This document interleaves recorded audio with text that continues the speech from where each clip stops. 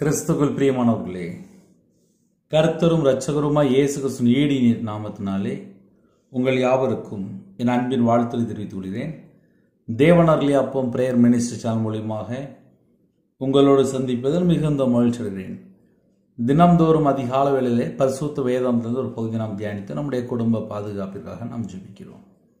எபிரேயர் 9ஆம் அதிகாரம் 14ஆம் வசனத்திலே, நித்திய ஆவியினாலே தம்மை தாமே பழுதற்ற பலியாக தேவனுக்கு ஒப்பு கொடுத்த கிறிஸ்துனுடைய இரத்தம் ஜீவனுள்ள தேவனுக்கு ஊழியம் செய்வதற்கு உங்கள் மனசாட்சியை செத்த கிரியைகளற சுத்திகரிப்பது எவ்வளவு நிச்சயம். ஹல்லேலூயா.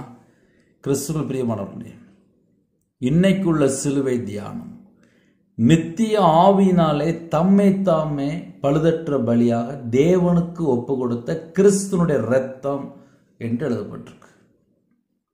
நித்திய ஆவியினாலே தம்மை தாமே பழுதற்ற பலியாக தேவனுக்கு ஒப்பு கொடுத்தார். தேவனுக்கு ஒப்பு கொடுத்தார். பூமியில் உள்ள எல்லா ஜனங்களையும் மீட்டு எடுக்க நித்திய ஆவியினாலே எழுதப்பட்டிருக்கு. நித்திய காலமாக வாழிற தேவன் மாம்சத்தில் வெளிப்பட்டார். நித்திய ஆவியினாலே தம்மை தாமே தேவனுக்கு பலியாக ஒப்பு கொடுத்தார். பழுதற்ற பலியாக தேவனுக்கு ஒப்பு கொடுத்தார். கிறிஸ்துவின் இரத்தம் ஜீவனுள்ள தேவனுக்கு ஊழியம் செய்வதற்கு உங்கள் மனசாட்சியை செத்த கிரியைகளை சுத்திகரிப்பது எவ்வளவு நிச்சயம். அப்படின்னா என்ன அர்த்தம்? அப்படின்னா எல்லாருக்கும் ஊழியம் செய்ய வேண்டும் என்ற ஆசை இருக்கு. ஆனால் நிறைய நேரத்தில் சந்தேகம், அவிசுவாசம் இது ரொம்ப உள்ள கிடக்கும். அதனாலேயே நிறைய குடும்பத்திலே தடை தடை தடை. அது தடைன்னு தான் சொல்ல முடியும். செத்த கிரியைகளை சுத்திகரிப்பது எவ்வளவு நிச்சயம். நித்திய ஆவியினாலே தம்மை தாமே பழுதற்ற பலியாக தேவனுக்கு ஒப்பு கொடுத்திருக்கிறார். கிறிஸ்துனுடைய இரத்தம் ஜீவனுள்ள தேவனுக்கு ஊழியம் செய்வதற்கு உங்கள் மனசாட்சியை செத்த கிரியைகளை சுத்திகரிப்பது எவ்வளவு நிச்சயம்.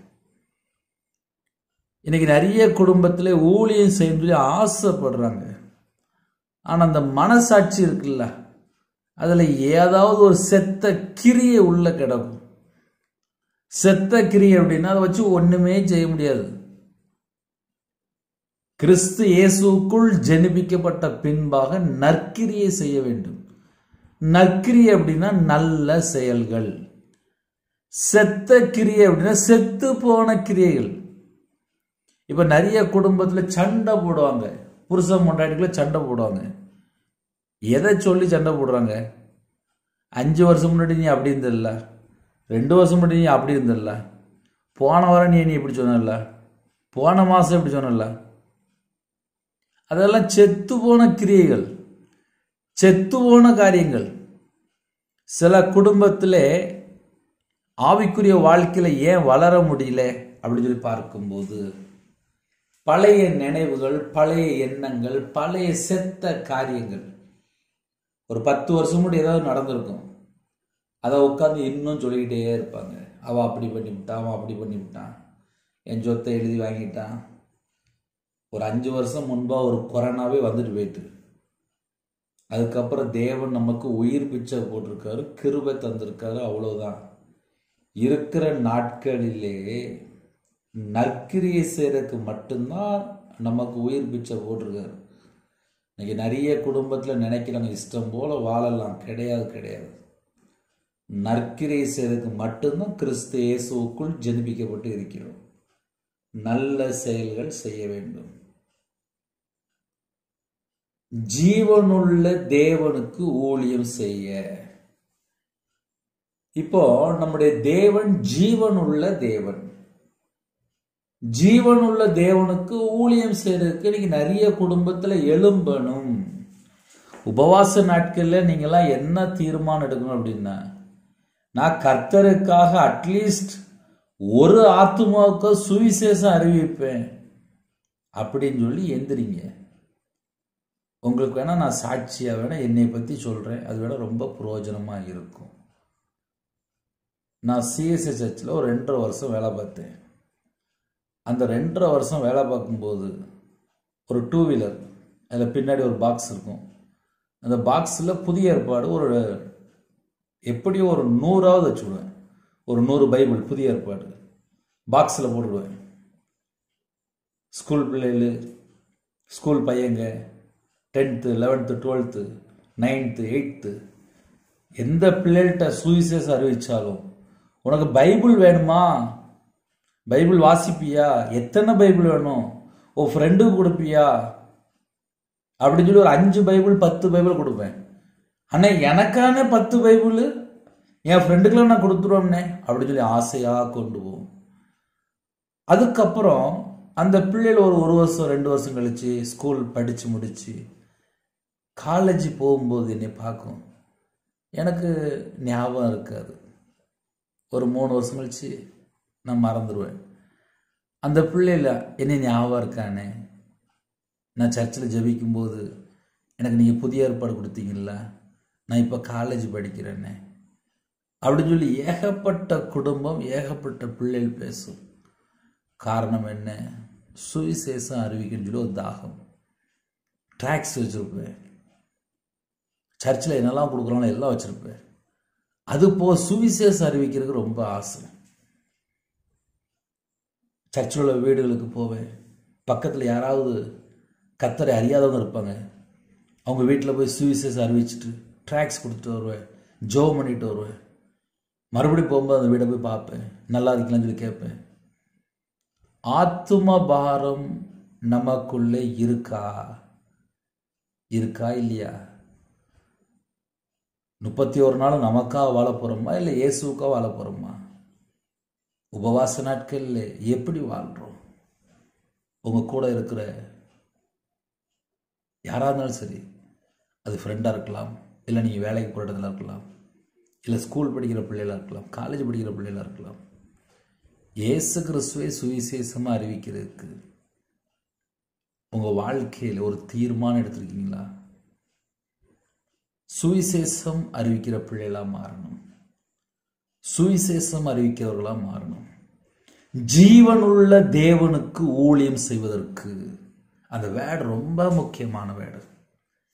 ஜீவனுள்ள தேவனுக்கு ஊழியம் செய்வதற்கு உங்கள் மனசாட்சியை செத்த கிரியைகளை சுத்திகரிப்பது எவ்வளவு நிச்சயம்? ஒரு மனுஷன் ஜீவனுள்ள தேவனுக்கு ஊழியம் செய்ய சொல்லி முடிவு பண்ணிட்டான் அப்படின்னாலே, அவங்க இதயத்துக்குள்ள ஏதாவது ஒரு பழைய நினைவு, ஏதாவது செத்த காரியங்கள், தேவையில்லாத குழப்பங்கள், தேவையில்லாத ஒரு நாள், ஒரு கசப்பு, வெறுப்பு, பகை, ஒரு எரிச்சல், ஒரு கோபம், இதை இருதயத்தில் வச்சுக்கிட்டே இருந்தால் என்னைக்கு ஊழியம் பண்ண முடியும்? சில காரியத்தில் தூரத்தையும் போட்டு போயிடணும். நான் ஊழியத்துக்கு வர்றதுக்கு முன்பாக என்னை ஒரே ஒரு நபர் 13 லட்சம் ஏமாத்தினார். நான் சொல்கிறது எப்போன்னா 2008லேருந்து 2015க்குள்ள 1 ரூபா இல்லை 2 ரூபா இல்லை 13 லட்சம். 13 லட்சம் ஏமாத்தின ஒரு மனுஷனை நான் பேசாமல் மறந்து ஒரு நாளைக்கு 8 மணி நேரம் 2015 2016 கையில் பைபிள் எடுத்து வாசிக்க ஆரம்பித்தேன். அந்த ரவிராஜ் தான் இன்னைக்கு வரைய தேவன் உயிர் பிச்சை போட்டு வச்சிருக்காரு. அப்படின்னா என்ன பிரதர் அர்த்தம் அப்படின்னா, சில காரியத்தை மறக்க வேண்டிய காரியத்தை மறந்துடணும். இருதயத்தில் கசப்பு இருந்தால் எப்படி ஆவியில் வளர முடியும்? இருதயத்தில் ஒரு வெறுப்பு இருந்தால் எப்படி ஆவியில் வளர முடியும்? சில குடும்பத்தில் கோபம், எரிச்சல் தலைக்கு மேலே இருக்கும், அப்புறம் தலை வெடிச்சிடும், அப்புறம் ப்ரெஷர் வெடிச்சிடும். இன்னைக்கு நிறைய குடும்பத்தில் மன்னிக்க முடியாத சுபாவங்கள், இது எல்லாமே செத்த கிரியைகள் தான். இதை சுத்திகரிப்பது எவ்வளவு நிச்சயம் என்கிற கேட்கிறார். அப்படின்னா என்ன பிரதர் அர்த்தம் அப்படின்னா, நித்திய ஆவினாலே தம்மை தாமே பழுதட்ட பலியாக தேவனுக்கு ஒப்பு கொடுத்த கிறிஸ்துனுடைய ரத்தம் ஜீவனுள்ள தேவனுக்கு ஊழியம் செய்வதற்கு உங்கள் மனசாட்சி செத்த கிரியைகளை சுத்திகரிப்பது எவ்வளவு நிச்சயம்? நம்ம வாழ்க்கையில கத்தரை விட்டு என்னென்ன காரியத்தை தள்ளி போனோமோ அது எல்லாம் தேவனுடைய சமூகத்தில் அர்ப்பணித்து உங்க இரத்தத்தினாலே கழுவி சுத்திகரிங்கப்பா. என் இருதயம் தேவன் தங்கக்கூடிய ஆலயமா இருக்கணும். என் இருதயத்துக்குள்ளே பரிசுத்த ஆவியானவர் வாசம் பண்ணணும். என் இருதயத்துக்குள்ளே அந்த செத்த கிரி எனக்கு வேண்டாம்ப்பா, எனக்கு வேண்டாம், எனக்கு வேண்டாம்ப்பா. யாரெல்லாம் கர்த்தருக்கா ஊழியம் செய்ய வேண்டும் என்று ஆசைப்படுறீங்களோ, ஜீவனுள்ள தேவனுக்கு ஊழியம் செய்ய வேண்டும் என்று யாரெல்லாம் ஆசைப்படுறீங்களோ, நம்ம மனசாட்சிக்குள்ளே செத்த காரியங்கள் ஏதாவது இருக்கா, அதை இயேசுக்கு ரத்தத்தினால கழுவி சுத்திகரிங்கப்பா அப்படின்னு சொல்லும் போது நம்ம இருதயத்திலே என்னென்ன தேவையில்லாத பாவங்கள், கசப்புகள், வெறுப்பு, தீட்டு, பொல்லாத காரியம், துர்க்கிரியை, துர்க்குணம் என்னெல்லாம் இருக்கோ அதையெல்லாம் சுத்திகரிப்பார். ஜீவனுள்ள தேவனுக்கு ஊழியம் செய்வதற்கு நித்திய ஆவியினாலே தம்மை தாமே பழுதற்ற பலியா தேவனுக்கு ஒப்பு கொடுத்த கிறிஸ்துனுடைய இரத்தம், கிறிஸ்துனுடைய இரத்தம் நம்மை சுத்திகரிப்பது எவ்வளவு நிச்சயம். ஹல்லேலூயா. சில காரியங்கள் நம்ம தேவனுடைய சமூகத்தில் அர்ப்பணித்து கேட்கணும். என்னை சுத்திகரிங்கப்பா, என்னை சுத்திகரிங்கப்பா. என் இருதயத்துக்குள்ள அந்த செத்த கிரியல் எதுவுமே இருக்கக்கூடாதுப்பா, சுத்திகரிங்கப்பா. என் மனசாட்சி செத்த கிரியை இருக்கக்கூடாதுப்பா, சுத்திகரிங்கப்பா. எவ்வளவு நிச்சயம் என்று கேட்கிறார். அப்ப இன்னைக்கு உள்ள சிலுவை தியானம் என்ன அப்படின்னா, நித்திய ஆவியினாலே தம்மை தாமே பழுதற்ற பலியாக தேவனுக்கு ஒப்பு கொடுத்த கிறிஸ்துனுடைய இரத்தம். அப்படியே நீங்க எழுதி வச்சுக்கலாம். ஹல்லேலூயா. இன்னைக்கு அதிகாலை வேளையிலே ஒரு முக்கியமான ஒரு காரியம் மட்டும் நம்ம தியானிச்சு நம்முடைய குடும்ப பாதுகாப்புக்காக நாம் ஜெபிப்போம். லூக்கா 18ஆம் அதிகாரம் 9 முதல் 14 ஆகிய வசனங்கள் உங்க எல்லாருக்குமே தெரிஞ்ச சப்ஜெக்ட் தான். 2 பேரும் ஜெபிக்க போறாங்க. இன்னைக்கு இந்த செய்தி நம்ம தியானிக்கும் போது ஆவிக்குரிய வாழ்க்கையிலே நம்ம எப்படி இருக்கிறோம் என்பதை நிறைய ரகசியங்கள் அறிந்து கொள்ள முடியும். ஹல்லேலூயா. அன்றியும் தங்களை நீதிமான்கள் என்று நம்பி, லூக்கா சுவிசேஷம் 18ஆம் அதிகாரம் 9 முதல் 14 ஆகிய வசனங்கள். ஒருவேளை கையில் பைபிள் இருந்துச்சுன்னா நீங்க எடுத்து வைத்துக் கொள்ளலாம். முக்கியமான சப்ஜெக்ட் பேச போறேன். அன்றியும் தங்களை நீதிமான்கள் என்று நம்பி. இப்ப நிறைய குடும்பத்துல பிரச்சனை எங்க ஆரம்பிக்கு அப்படின்னா, தங்களை நீதிமான்கள் என்று நம்பி நம்பியே மோசம் போயிடுவாங்க. இயேசு கிறிஸ்து ரத்தத்தினால மட்டும்தான் கழுவப்பட்ட நீதிமான், விசுவாசிக்கிறவன் தான் நீதிமான். இன்னைக்கு சில குடும்பத்துல என்ன நினைக்கிறான் அப்படின்னா, நாளா நீதிமான்ப்பா அப்படின்னு சொல்லி தங்களை தாங்களே மெச்சிக்கொள்வாங்க. இந்த பூமியில பிறந்த எல்லாரும் பாவம் செய்து ஏகமாய் கெட்டு போனார்கள். கெட்டு போன பாவியை தான் மீட்டெடுக்க வந்தார், நீதிமான்களை அல்ல அப்படின்னு சொல்லி முடிச்சிட்டாரு. அதனால சில குடும்பத்துல நான் நீதிமான், நான் நீதிமான், நான் நீதிமான் அப்படிம்பாங்க.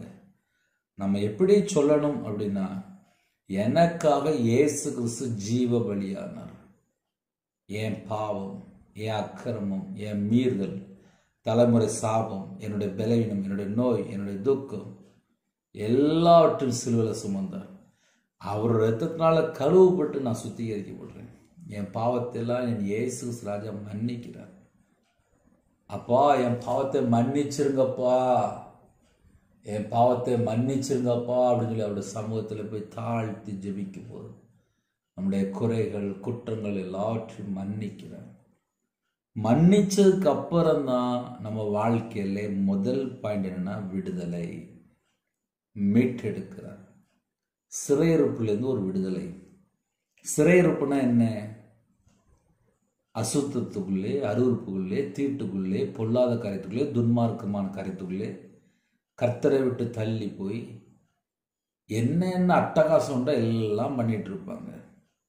ஆனால் ஒரு நாள் கர்த்தர் சந்திக்கும் போது, ஐயோ நான் அந்த பாவத்தில் இருக்கிறேனே, என் பாவத்தை மன்னிப்பீங்களாப்பா அப்படின்னு சொல்லி தேவனுடைய சமூகத்திலே தாழ்த்தி அர்ப்பணித்து ஜெபிக்கும் போது, ஒரு பாவி மனம் திரும்பும் போது தன்னுடைய சொந்த ரத்தத்தினால கழுவி சுத்திகரிக்கிறார். யாரெல்லாம் அதிக அளவில் இணைந்திருக்கிறீங்களோ, இயேசு கிறிஸ்து ரத்தத்தினால கழுவப்பட்ட நீதிமானா நம்ம இருக்கணும். அது ஒரு முக்கியமான பாயிண்ட். இன்னைக்கு நிறைய குடும்பத்தில் என்ன நினைக்கிறோம் அப்படின்னா, அன்றியும் தங்களை நீதிமான்கள் என்று நம்பி மற்றவர்களை அற்பமா எண்ணின சிலரை குறித்து அவர் ஒரு உவமையை சொன்னார். அடுத்த பாயிண்ட் என்ன அப்படின்னா, மற்றவர்களை அற்பமாய் எண்ணின சிலரை குறித்து. மற்றவர்களை அற்பமாய் எண்ணின சில குடும்பத்தில் என்ன நடக்கும் அப்படின்னா, வீட்டில் இருக்கிற மாமியாரை அற்பமா பார்த்துருவாங்க, மருமகளை அற்பமா பார்த்துருவாங்க, வேலைக்கு போன இடத்துல தனக்கு கீழே உள்ள எல்லாரையும் அற்பமா பார்ப்பாங்க. சில குடும்பத்தில் ரொம்ப படிச்சிருப்பாங்க, மற்றவங்கள அற்பமாக பார்ப்பாங்க. சில குடும்பத்தில் கவர்மெண்ட் ஸ்டாஃபாக இருப்பாங்க, அந்த இடத்துக்குள்ளே போய் மற்றவங்களை யாரையாவது அற்பமாக பார்த்துருவாங்க. சில குடும்பத்தில் ரொம்ப ஏழை எளிய ஜனமாக இருப்பாங்க, அவங்கள அற்பமாக பார்த்துருவாங்க. சில குடும்பத்தில் பேசுகிற பேச்சிலே மற்றவங்கள அற்பமாக பேசிகிட்டு இருப்பாங்க. இப்படி நம்ம நிறைய காரியங்கள் சொல்லலாம். மற்றவர்களை அற்பமாய் எண்ணின சிலரை குறித்து.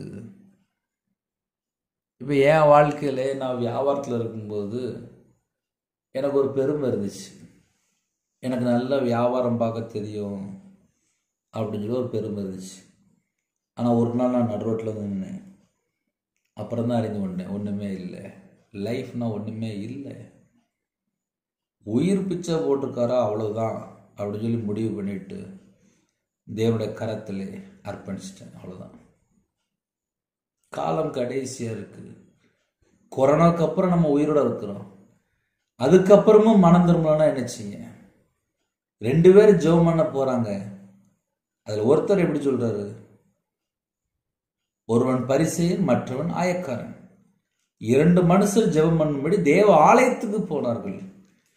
2 பேர் ஜெபம் பண்ண தேவ ஆலயத்துக்கு போகிறாங்க. அழகான ஒரு சப்ஜெக்ட். தேவ ஆலயத்துக்கு போனதுக்கப்புறம் அவங்க என்ன செஞ்சுருக்கணும்?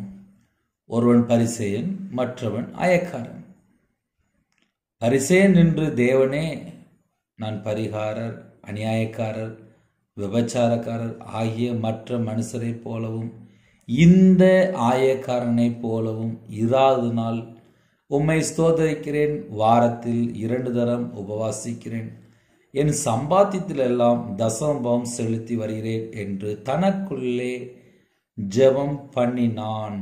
ஹல்லேலூயா.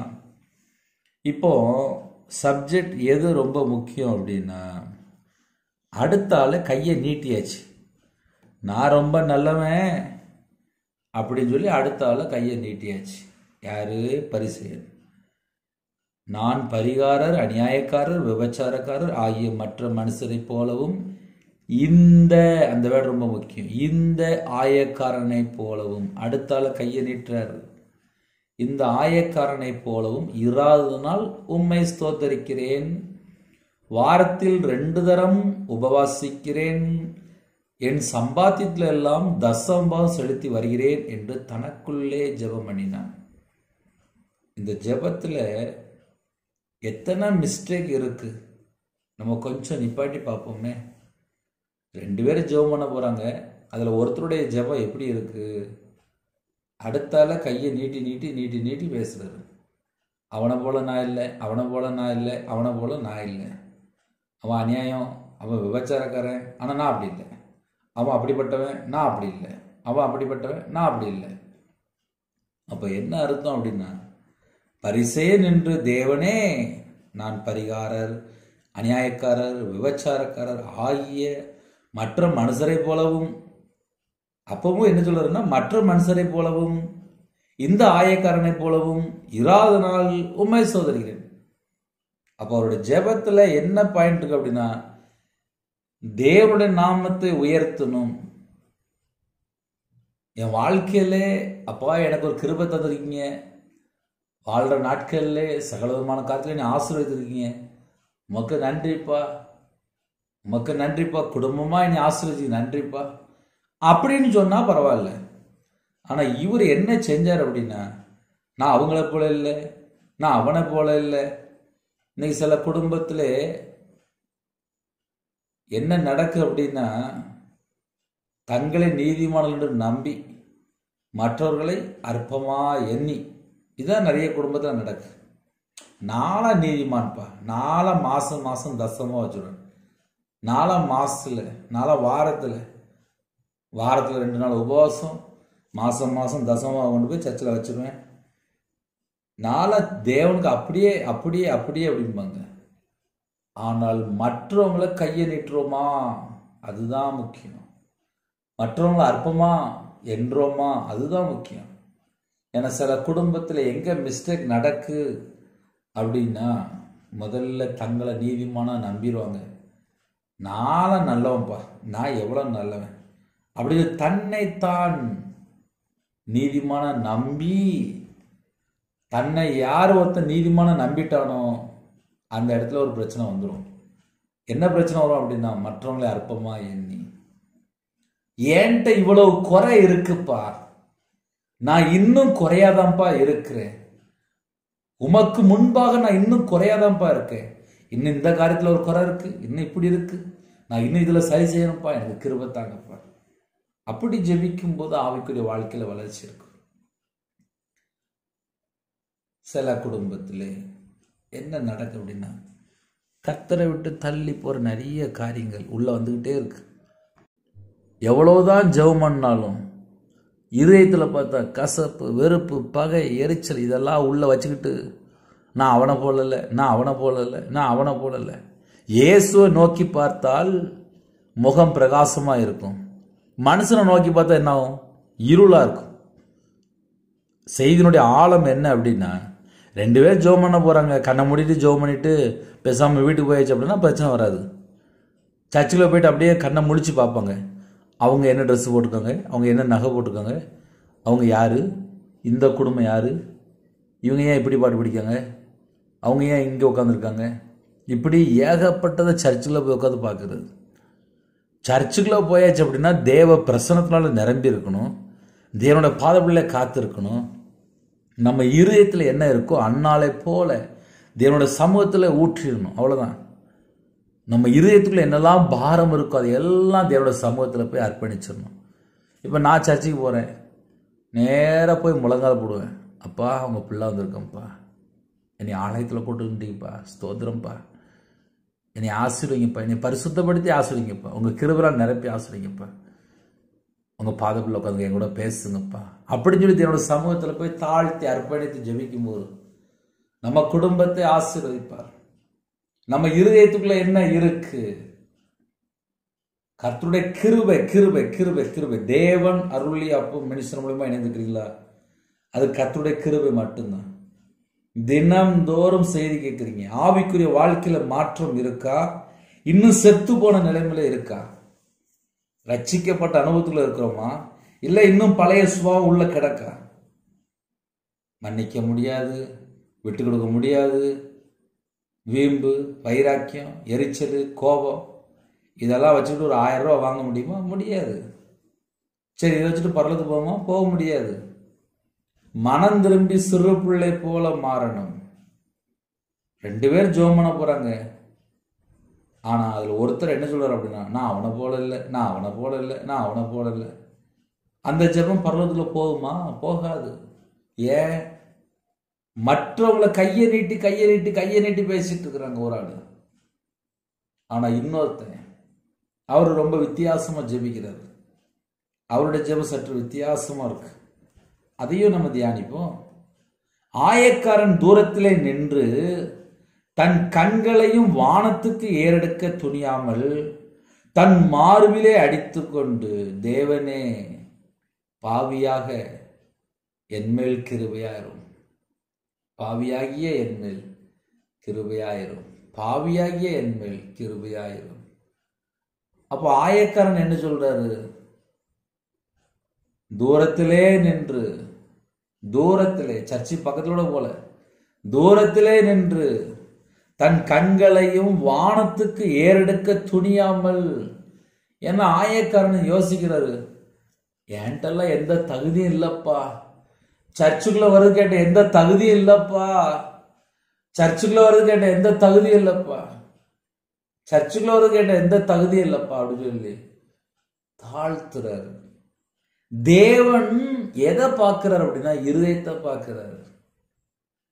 சில குடும்பத்துல நினைப்பீங்க, பிரதர் நான்லாம் சர்ச்சுக்கு போறது தகுதியே இல்லை பிரதர், நான்லாம் கொடூரமான பாவி பிரதர், நான்லாம் நல்லவே இல்லை பிரதர், நான்லாம் சர்ச்சுக்கு போல பிரதர், உங்க செய்தியை நான் அப்பப்போ கேட்பேன், நான் சர்ச்சுக்கு போற அளவுக்குள்ள நான் திறமை இல்லை பிரதர், நான் நல்லவே இல்லை பிரதர் அப்படிம்பீங்க. தேவன் யாரை பார்க்கிறார் தெரியுமா? உங்க இருதயத்தை தான் பார்க்கிறாரு. உங்க இருதயத்தை பார்க்கிறாரு. நிறைய குடும்பத்துல யோசிப்பீங்க, பிரதர் நாங்களாம் சரியில்லை. ஆயக்காரன் தூரத்திலே நின்று தன் கண்களையும் வானத்துக்கு ஏறெடுக்க துணியாமல் தன் மார்பிலே அடித்துக் கொண்டு தனக்குள்ளே ஒரு சின்ன ஜெபம் பண்றாரு. எப்படி ஜெபம் பண்றாரு? தேவனே பாவியாகிய மேல கிருபையா இருங்கப்பா. ஒரே ஜெபம் தான், ஒரே பாயிண்ட் தான், ஒரே பாயிண்ட் தான். அப்படின்னா என்ன பிரதர் அர்த்தம் அப்படின்னா, ரெண்டு பேர் ஜெபிக்க போறாங்க, ஒருத்தன் தாழ்த்துறான், இன்னொருத்தன் நான் அவனை போல இல்லை, அவனை போல இல்லை, அவனை போல இல்லை. அப்படின்னா என்ன அர்த்தம்னா நான் கரெக்டா இருக்கேன்னு அர்த்தம். ஆனா இன்னொருத்தன் முழுசா தாழ்த்திட்டான், நான் பாவிப்பா, நான் பாவிப்பா, நான் பாவி அப்படின்னு சொல்லி தாழ்த்திட்டார். அவ்வளவுதான். பாவியா என் மேல கிருபையா இருங்கப்பா அப்படின்னு சொல்லி தாழ்த்திட்டார். யாரெல்லாம் இந்த காலவேளையிலே இந்த செய்தி கேட்குறீங்களோ, தேவனுக்கு முன்பாக நம்ம இருக்கும்போது தாழ்த்தணும். நம்ம வாழ்க்கையில கத்தரை விட்டு ஏதாவது ஒரு காரியத்தை தள்ளி போயிருக்கிறோமா, அதை உடனே தேவனோட சமூகத்தில் அர்ப்பணிச்சிடணும். அப்பா என்கிட்ட இந்த காரியத்தில் மிஸ்டேக் இருக்குப்பா, என்னை மன்னிச்சிருங்கப்பா, என்னை பரிசுத்தப்படுத்துங்கப்பா, உங்கள் ரத்தத்தினால கழிவு என்னை பரிசுத்தப்படுத்துங்கப்பா. அப்படி நம்ம ஜெபிக்கும்போது பரமபிதா தம்முடைய சொந்த குமாரன் நமக்கு தந்திருக்கிறார். அவர் ரத்தத்தினால கழுவி சுத்திகரிப்பார். உடனே இயேசுக்கு சாட்சி கொடுக்கிறார், அவன் அல்ல இவனே நீதிமானாக்கப்பட்டவனாய் தன் வீட்டுக்கு திரும்பி போனான். அப்போ எந்த குடும்பம் ஆசீர்வதிக்கப்பட்டுச்சு? ரெண்டு பேர் போறாங்க ஜெபிக்க, ஒருத்தன் பரிசேயன், இன்னொருத்தன் ஆயக்காரன். பரிசேயன் மற்றவங்களை கம்ப்ளைண்ட் பண்ணிட்டே இருந்தாரு, அவர் அப்படியே ஜெபம் பண்ணி முடிச்சிட்டாரு. ஆனா ரெண்டாவது ஆயக்காரன், நான் பாவிப்பா அப்படின்னு சொல்லி தாழ்த்தினாரு. உன்னை இயேசு கிறிஸ்து சாட்சி கொடுக்குறாரு, அவன் அல்ல இவன், இவன் தன்னை தாழ்த்தினான், அதனால இவன் தான் நீதிமானாக்கப்பட்டவனாய் வீட்டுக்கு திரும்பி போறான் அப்படின்னு சொல்றாரு. என்று உங்களுக்கு சொல்கிறேன், ஏனெனில் தன்னை உயர்த்துகிற எவனும் தாழ்த்தப்படுவான், தன்னை தாழ்த்துகிறவன் உயர்த்தப்படுவான். இயேசு கிறிஸ்து சிலுவையிலே முடிவு புரிந்தும் தன்னை தாழ்த்தினார், தன்னை தாழ்த்தினார். அவருடைய பிள்ளைகள் நமக்குள்ளே என்ன சுபாவம் இருக்கணும் தெரியுமா? தாழ்த்துற சுபாவம் இருக்கணும். தாழ்த்துற பிள்ளைகளை கண்டிப்பாக கர்த்தர் உயர்த்தி ஆசீர்வதிப்பார். இந்த செய்தி மூலியமாக உங்களுக்கு ஏதாவது ஒரு பாயிண்ட் உங்களுக்கு பிரயோஜனமாக இருக்குது அப்படின்னா கூட அந்த பாயிண்ட்டை சொல்லி ஜெபிங்க, கர்த்தர் ஆசீர்வதிப்பார். சின்ன ஜெபமணி முடிச்சிருவோம், கண்களை மூடி நாம் ஜெபம் செய்வோம். பரம தகப்பனே, நன்றியோடு துதிக்கிறோம், ஸ்துதிக்கிறோம்ப்பா. இந்த நாளைக்கான கிருபைக்கா நன்றிப்பா. உங்கள் கிருபைலாம் நிரப்புங்கப்பா, உங்களுடைய பிரசனத்தில் முழுங்க ராஜா, உங்களுடைய வல்லமெல்லாம் நிரப்புங்க ராஜா. ஜெப அபிஷேகம் தாங்க ராஜா, தியானிக்கிற அபிஷேகம் தாங்க, துதிக்கிற அபிஷேகம் தாங்க. உங்களுடைய கரம் உங்கள் பிள்ளைகளை தொடட்டும்பா. பிதா குமாரன் பரிசுத்த நாமத்தில் முத்திரை போடுங்க. உங்கள் ரத்த கொட்டைகளை வேலையடைங்க. ஆவிக்குரிய 9 கனிகளினாலும் ஆவிக்குரிய 9 வரனாலும் உங்கள் பிள்ளைகளை நிரப்புங்க. ஜெப அபிஷேகம் தாங்கப்பா. புதிய எண்ணெயால் அபிஷேகம் பண்ணப்படட்டும். காண்டாமிருத்துவதை பலனைத்தாங்க. கழுகுகளை போல செட்டிலை விரித்து எழுமனு கிருபை தாங்கப்பா. ஜெபிக்கிற எல்லா குடும்பத்தையும் ஆசீர்வதிங்கப்பா. எத்தனையோ தேசத்துக்குள்ளே இணைந்திருக்காங்க, அவனுடைய இதயத்துக்குள்ளே என்னெல்லாம் பாரம் இருக்கும் எல்லா பாரத்தையெல்லாம் நீக்கி போட்டுருங்க. இந்த நாளிலும் எல்லா குடும்பத்தையும் கர்த்தர் ஆசீர்வதிச்சிருங்க. பிறந்தநாள் கொண்டாடுறாங்க, திருமணநாள் கொண்டாடுறாங்க. அந்த குடும்பத்தை கர்த்தர் 1000 மடங்கு ஆசீர்வதிங்க. ஒரு குடும்பத்தில் அப்பா டெலிவரிக்கு ஆயத்தமாக இருக்கிறாங்கப்பா, அந்த குடும்பத்தோட சூழ்நிலை எல்லாவற்றையும் மாற்றி நார்மல் டெலிவரி ஆகித்தாங்க. பரம தகப்பன் இறங்கி வாங்க, பரம வைத்தியர் இறங்கி வாங்க. உங்கள் கரத்தில் அர்ப்பணிக்கணும், சாஷ்டாங்கம் அர்ப்பணிக்கணும். தாய் மூலியமாக மீட்டெடுங்க. டாக்டர் 1000 சொல்லிக்கலாம், கர்த்தர் மீட்டெடுங்க. சில குடும்பத்தில் கர்ப்பத்தினியாக ஜெபிக்கணும், கர்த்தர் மனமிறங்கி ஆசீர்வதிங்க. சில குடும்பத்தில் அப்பா மாசமாக இருக்காங்க, கர்த்தர் ஆசீர்வதிங்க. திருமண தேவைக்காக ஜெபிக்கணும், பிள்ளைகளுக்கு வயசு அதிகமாகிட்டு போகுது, ஏற்ற துணையை தாங்க, ஏற்ற துணையை தாங்க, ஏற்ற துணையை தாங்க, ஏற்ற துணையை தாங்க, ஏற்ற துணையை தாங்க. உங்களுடைய கரத்தில் அர்ப்பணிக்கிறோம். எந்த நாட்டுக்குள்ளே எந்த சூழ்நிலை ஜெபிக்கிறோம் எல்லாரையும் விசேஷம் அந்த அதிகால வேளையிலே உங்கள் பிள்ளைகளை கர்த்தர் சந்திக்கணும்ப்பா. உபவாச நாட்களில் உங்களுடைய மன விருப்பத்தை நிறைவேற்றித்தாங்க. டிரைவிங் லைனில் போகிறாங்க, காலை வேளையில் யாரெல்லாம் வியாபாரத்துக்கு போகிறாங்களோ, யாரெல்லாம் கம்பெனி போகிறாங்களோ, யாரெல்லாம் வேலைக்கு போகிறாங்களோ, யாரெல்லாம் கவர்மெண்ட் ஸ்டாஃப் ஜெபிக்கிறாங்களோ, யாரெல்லாம் விவசாயத்துக்கு போகிறாங்களோ எல்லாரையும் இயேசு கிறிஸ்து ரத்தத்துக்குள்ளே, இயேசு கிறிஸ்து நாமத்துக்குள்ளே அர்ப்பணிக்கிறோம். ஜெபிக்கிற குடும்பம் ரட்சிக்கப்படணும், மனம் திரும்பணும், பாதுகாக்கப்படணும், நித்திய ஜீவனுக்கு வரணும், சகலவிதமான ஆசீர்வாதங்களை பெற்றுக்கொள்ளணும், தேவ சமாதானம் அவங்க இதயத்துக்குள்ள உண்டாகட்டும். எல்லா குடும்பத்துக்கும் கர்த்தர் ஆசீர்வதிங்க. பொருத்தனை பண்ணி ஜெபிங்க, அந்த குடும்பத்துக்கு கர்த்தர் ஆசீர்வதிங்க. தீர்காயுசு ஆசீர்வதிங்க. பலவீனத்தோடு படுத்த படுக்கையில் யாரெல்லாம் அவசர சிகிச்சை இருக்காங்களோ உங்களுடைய தலைமுள்ள கரத்தினால் தொட்டு சுகமாக்கித்தாங்க. படிக்கிற பிள்ளைகளை உங்களுடைய கரத்தில் அர்ப்பணிக்கிறோம். தேவன் அருளி அப்போ மனுஷன் உங்களுடைய கரத்தில் அர்ப்பணிக்கிறோம். இந்த நாளும் ஜெபித்த எல்லா குடும்பத்தையும் கர்த்தர் கூட இருந்து 1000 மடங்கு ஆசீர்வதிங்க. கடன் பிரச்சனை இருக்காங்க, குடும்ப பிரச்சனை இருக்காங்க, வாழ்க்கையில் பல பிரச்சனை எல்லாவற்றையும் நீக்கி போடுங்க. இன்னைக்கு உள்ள எல்லா தேவைகளெல்லாம் கர்த்தர் சந்திங்க. உங்கள் கரத்தில் அர்ப்பணிக்கிறோம்ப்பா. எல்லாரும் ரட்சிக்கப்படணும்ப்பா. ஒவ்வொரு வார்த்தை பேசும்போது கவனித்து கேட்குறாங்கப்பா. அவங்க இதயத்துக்குள்ளே என்ன பாரம் இருக்கோ அந்த பாரத்தை எடுத்து போட்டு ஆசீர்வச்சிருங்கப்பா. தீர்காயுசு வந்து ஆசீர்வதிங்க. ஒவ்வொரு குடும்ப வம்சம் ஆசீர்வதிக்கப்படணும். எல்லா நாட்டிலையும் இணைந்திருக்கிறாங்க.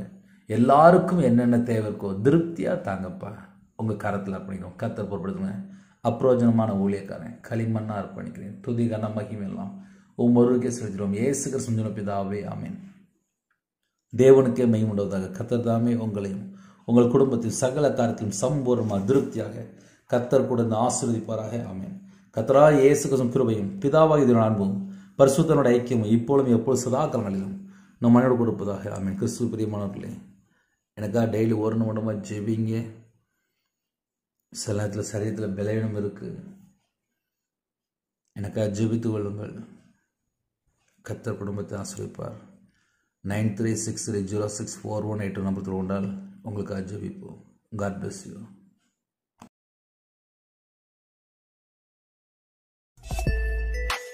Thanks for watching. Please subscribe our channel. Click the like and share. Click the bell. God bless you.